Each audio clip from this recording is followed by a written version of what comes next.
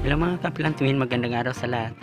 Ibahagi ko lang sa inyo ngayon ang mga halamang naka-display dito sa tapat ng aming munting bahay. Ayan.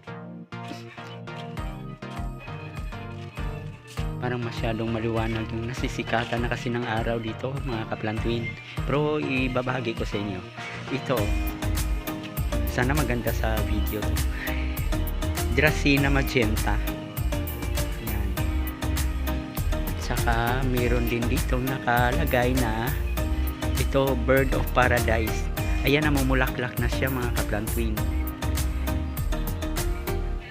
Umuulan kasi, panay kasi umuulan nung nakaraang araw, kaya ayan, namumulaklak. Gustong gusto niya kasi yung tubig ulan dahil alam niya na natural, walang halong kimikal. Tapos dito meron rin dito nakalagay na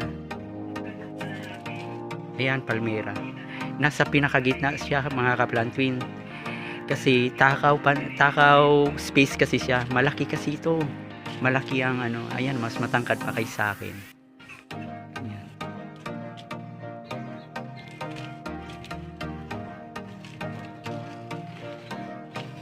At dito naman sa may baba, malalaking ano, may malalaking dahon na anthurium flamingo lily. Yan. Parang hindi pa yata namumulaklak sa ngayon. Pero maraming bisis na rin itong namumulaklak mga kaplantuin.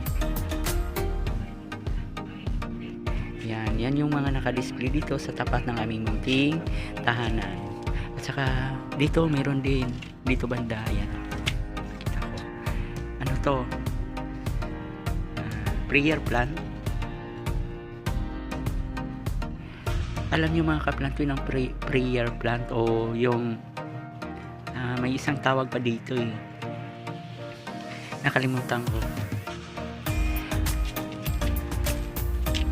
Ano, isa to sa pinakamasilang alagaan nito kaysa ibang halaman. Pero maganda siya, ang ganda ng mga dahon. Yan. Tsaka ito, prayer plant dito mga kaplantuin. Kaya lang parang natatamaan siya ng sikat ng araw, kaya naging ganito. Ayan, nasusunog yung ibang dahon. Ayan, nasusunog, mainit kasi.